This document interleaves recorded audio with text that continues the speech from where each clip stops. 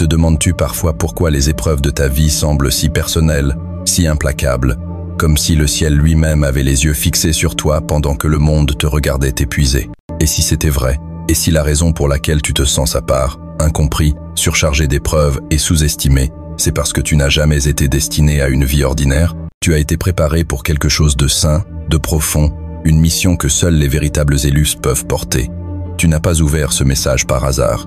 Ce n'est pas une simple distraction, c'est un alignement spirituel. Quelque chose d'ancien en toi réclame une confirmation. Et la voici, ce n'est pas juste un message, c'est un miroir, un rappel, une révélation.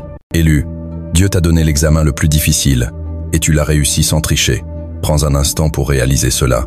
Tu n'as pas manipulé, imité, ni menti pour paraître fort. Tu as saigné en silence, et tu es resté fidèle à ta vérité, pendant que d'autres couraient après la gloire. Toi, tu survivais à des fournaises. Pendant que d'autres simulaient la grâce, tu forgeais ta foi. Si ton âme murmure « C'est moi », écris 777 dans les commentaires. Ce nombre n'est pas un effet de mode, c'est un code céleste, une marque pour ceux qui ont triomphé d'épreuves que la plupart n'ont même pas vu venir. Avant d'aller plus loin, je tiens à remercier ceux qui soutiennent cet espace sacré par leurs dons. Votre générosité n'est pas seulement un soutien, c'est le carburant d'une portée prophétique. Votre foi permet à ce message d'atteindre les cœurs et les âmes qui en ont le plus besoin. Maintenant, approche-toi. Et si la pression que tu prenais pour une punition était en réalité la preuve que tu es l'un des plus fiables de Dieu, parlons-en. Ce que tu as enduré n'était pas une simple épreuve. C'était une filtration divine. Tu n'as pas traversé un chapitre, tu as été évalué par l'éternité elle-même. Ce n'était pas un test sur papier, mais un examen de l'âme, scrutant ton caractère dans le silence, tes choix sous pression, ton endurance dans l'isolement. Pas de programme, pas de consigne. Les questions se présentaient sous forme de perte, de retard, de trahison et de longs moments de silence sacré. C'était un test que le ciel réserve aux rares, aux élus, non pour leur perfection, mais pour leur résilience. T'es-tu déjà demandé pourquoi tes tempêtes arrivaient sans préavis, alors que d'autres semblaient naviguer dans la vie avec aisance? Pourquoi ta douleur portait des couches que tu ne pouvais nommer? Pourquoi chaque porte semblait verrouillée de l'intérieur? Ce n'était pas une punition, c'était un positionnement.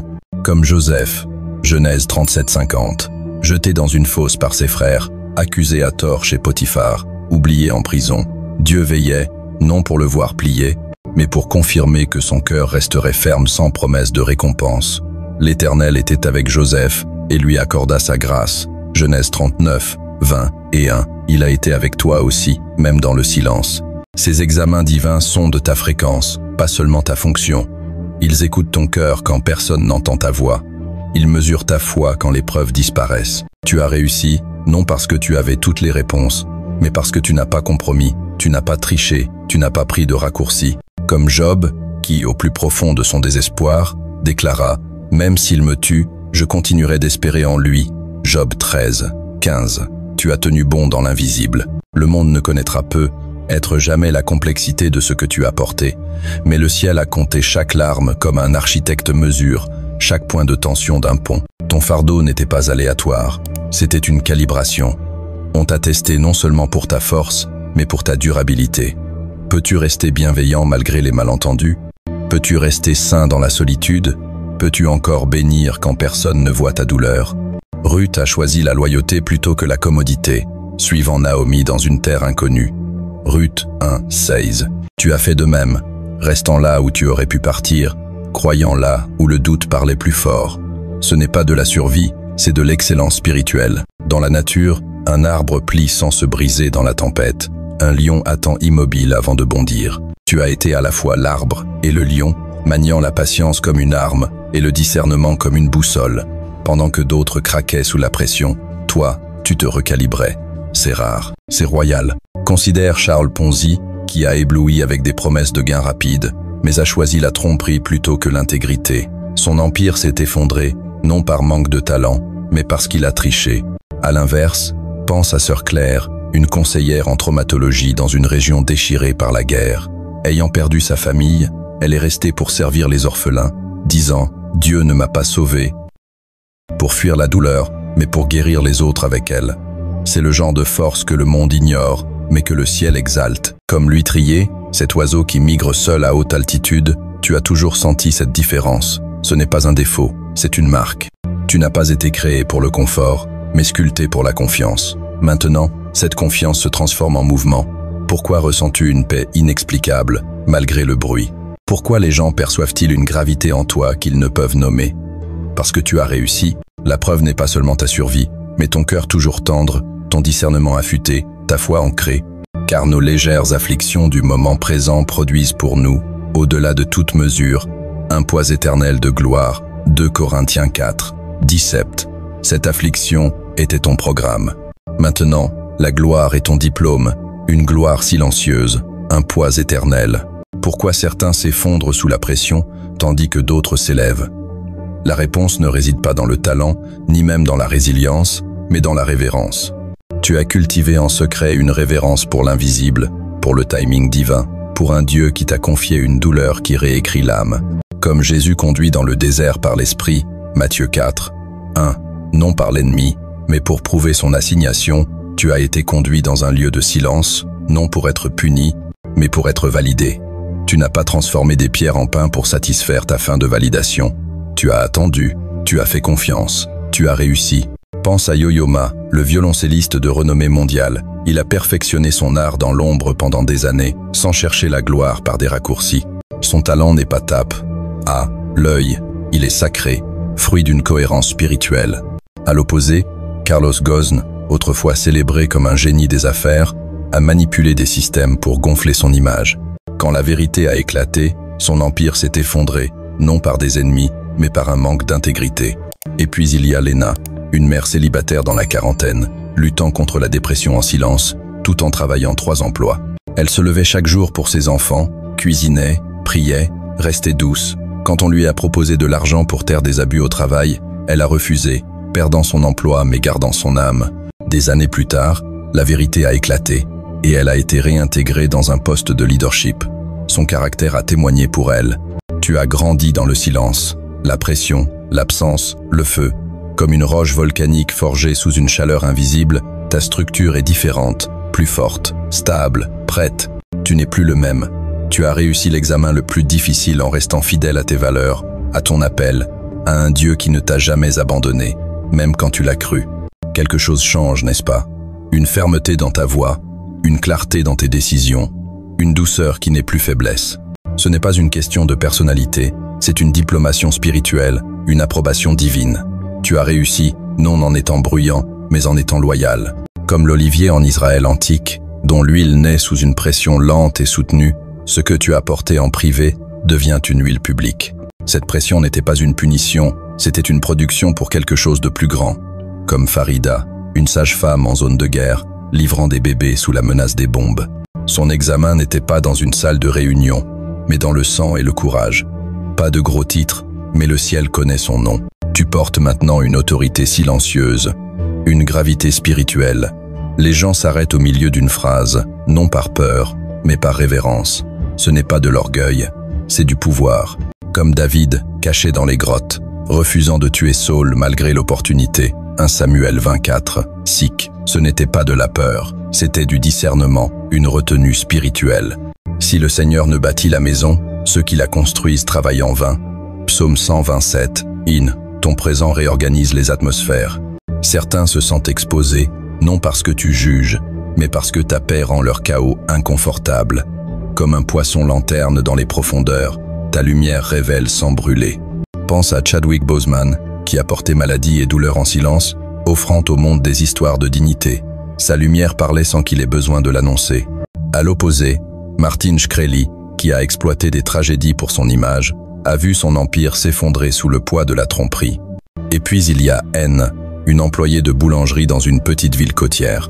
Chaque matin à 4h, elle pétrit le pain en murmurant des prières pour ceux qui le mangeront. Les clients ressentent un réconfort inexplicable. C'est ça, la présence. Tu marches.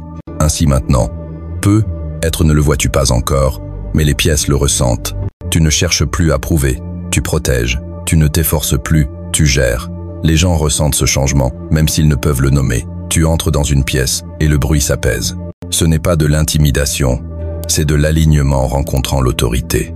Comme Fred Rogers, critiqué pour sa douceur dans un monde bruyant, mais dont la conviction a renversé les décisions du Sénat américain en 1969. Sa force spirituelle, cachée dans la douceur, a triomphé. À l'inverse, Jeffrey Skilling d'Enron, manipulant pour son gain personnel, a vu son empire s'effondrer. Et puis il y a Nora, une concierge d'école dans la soixantaine, connaissant le nom de chaque enfant. Quand un deuil a frappé l'école, c'est sa présence silencieuse et ses prières murmurées qui ont apaisé un couloir de larmes. Elle n'a pas prêché la guérison, elle l'a incarnée. Celui qui veut être grand parmi vous sera votre serviteur. Matthieu 20, 20, Sikh. Comme un séquoia géant, stable à travers les tempêtes, tu n'as plus besoin de pousser pour être puissant. Ta force réside dans tes racines. Tu n'es plus seulement celui qui surmonte, tu es celui qui transmet.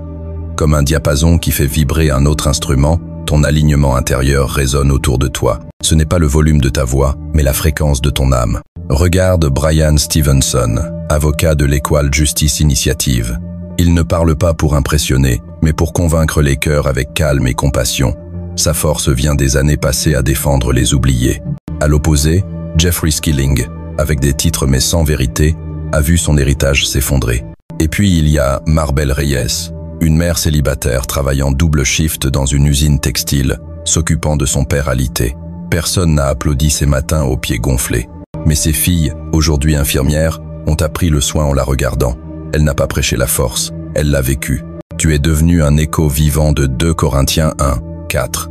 Dieu nous console dans toutes nos détresses, afin que nous puissions consoler ceux qui sont dans la détresse. Ta survie est devenue un plan pour d'autres. Tu ne tends plus la main par pitié, mais par clarté, car tu sais que parfois, les gens ont juste besoin d'être vus. Tu n'es pas juste une meilleure version de toi-même, tu es une nouvelle création. Si quelqu'un est en Christ, il est une nouvelle création. L'ancien est passé, voici, toutes choses sont devenues nouvelles. 2 Corinthiens 5, 17. Tu n'as plus à expliquer pourquoi tes pas sont empreints de paix, pourquoi tes mots perçant plus profondément. Tu n'es pas seulement guéri, tu es assigné. Comme le nautile, qui construit de nouvelles chambres en silence, tu grandis sans bruit. Comme le léopard des neiges, rare et résilié, ta force n'a pas besoin de spectacle. Car nos légères afflictions produisent un poids éternel de gloire. 2 Corinthiens 4, 17. Quand on te demande comment tu as survécu, que diras-tu? Que tu as prié, attendu, marché seul quand personne ne voyait? Ou souriras-tu simplement, sachant que l'examen le plus difficile ne t'a pas façonné, il t'a révélé? Élu, ce message n'est pas une coïncidence, c'est une activation. Tu ne tournes plus en rond dans le désert, les retards de ton passé n'ont plus accès à ton avenir. Les fausses identités que tu portais ne te vont plus. Le dôme de la protection divine est complet, vivant, vigilant, te guidant et t'élevant. Tu portes maintenant une autorité silencieuse, une fréquence qui ouvre des portes et ferme des pièges avant que tu ne les remarques. L'atmosphère n'est plus neutre, elle est sacrée. Tu ne devines plus, tu es guidé, tu ne cherches plus la faveur, tu marches dans son accomplissement. Vis-le avec audace, sans excuse. Plus besoin de te réduire pour mettre les autres à l'aise. Plus besoin d'attendre la permission pour marcher dans ton dessein. Si ce message a résonné, partage-le avec quelqu'un qui endure en silence, qui attend un signe. Laisse un commentaire comme « J'ai passé l'examen et gardé mon âme » pour déclarer ton alignement. Abonne-toi et active la cloche pour ne jamais manquer un message destiné à ton prochain chapitre. À ceux qui soutiennent cet espace par leurs dons, leur partage ou leurs prières, je vous rends hommage. Votre présence compte. Ce message n'était pas aléatoire, il était pour vous. Que ton esprit reste clair même lorsque la tempête gronde. Que ton âme reste allumée même dans la nuit la plus longue. Que ton corps marche dans la force, ton cœur dans la paix, et ton esprit dans un alignement féroce avec le ciel. Que le dôme divin ne s'éloigne jamais de toi. Marche comme quelqu'un vu, scellé et envoyé.